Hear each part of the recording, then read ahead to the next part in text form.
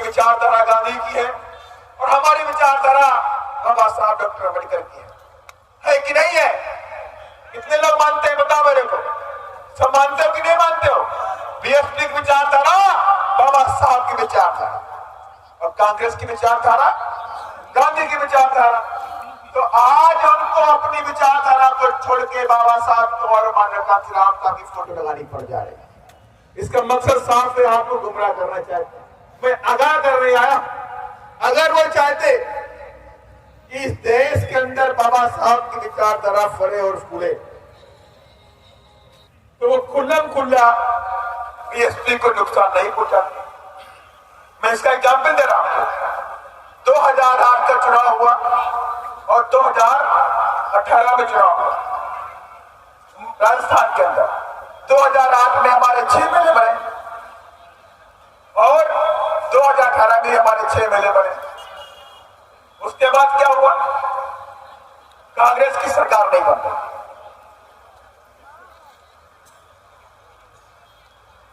कांग्रेस की सरकार नहीं बन रही। 18 में मैं वही था, मैं वहां का प्रभारी था उसको, और 6 एमएलए बनते थे आए हमारे। तो हमारे भाई जी ने कहा देखो राजस्थान के अंदर सामंतवादी ताकतों को रोकने की जरूरत है और हमें कांग्रेस को वहां पे बाहर से समर्थन देना चाहिए।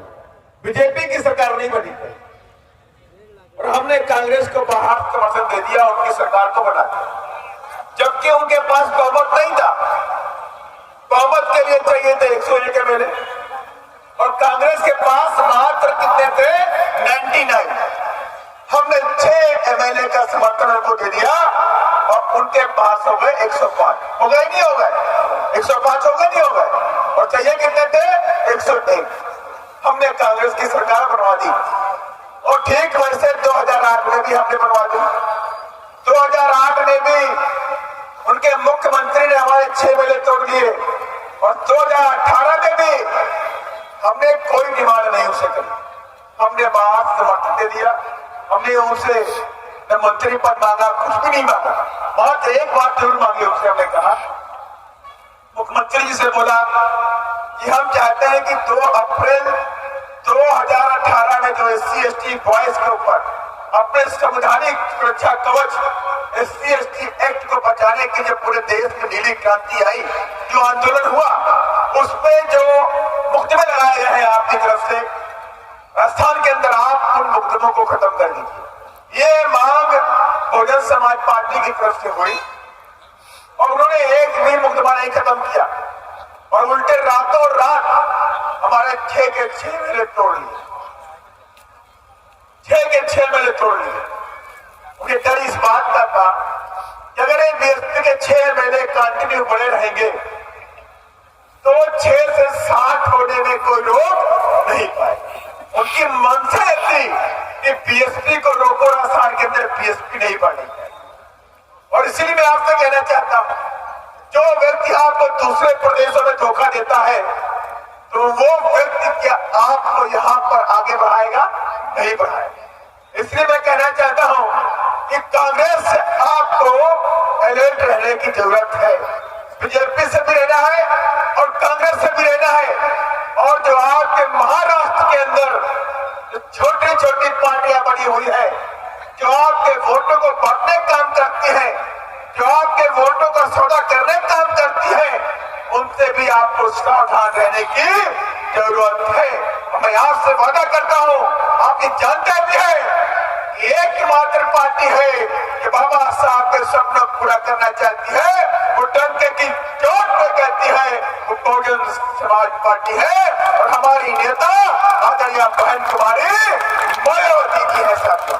और इसलिए मैं आप सबसे कहना चाहता हूं, किसी की कोई गलत फहमी में नहीं आ रहा है, अपनी पार्टी को मजबूत करना है, जुनून के साथ में संकल्प लेकर के हर व्यक्ति के जहन में होना चाहिए कि हमें अपनी पार्टी को मजबूत करना है, अपनी पार्टी को सत्ता में लेकर के आना है, तन मन और धन के साथ। और धन भी मैंने बोला है, धन भी मैंने बोला है कि धन भी आपको पार्टी को चलाने के लिए देना है। मात्र तन मन से काम नहीं चलेगा, धन की भी जरूरत है। देखिए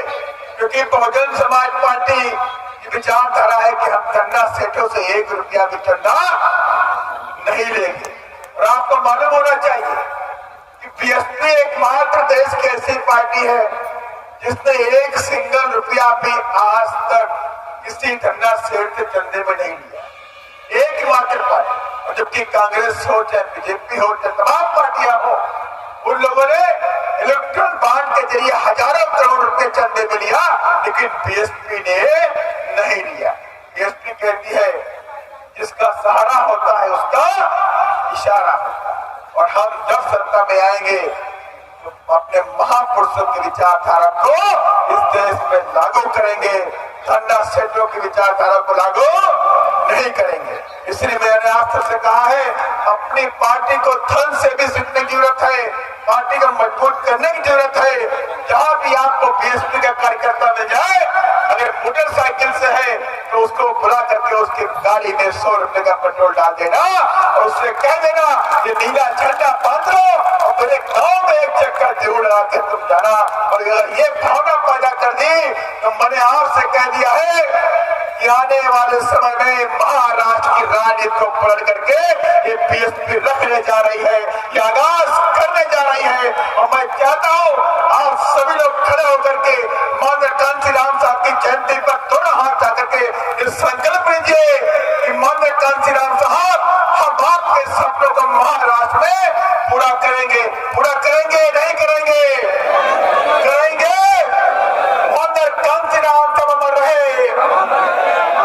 आवाज नहीं आ रही? एक मिनट, चंद्रपुर टाइगर जो बगल में है तो टाइगर रहते हैं आप, आवाज तो नहीं आई टाइगर वाली। क्या बैठोगे जी, तुम तो कभी टाइगर रहते हैं, आवाज नहीं आ रही।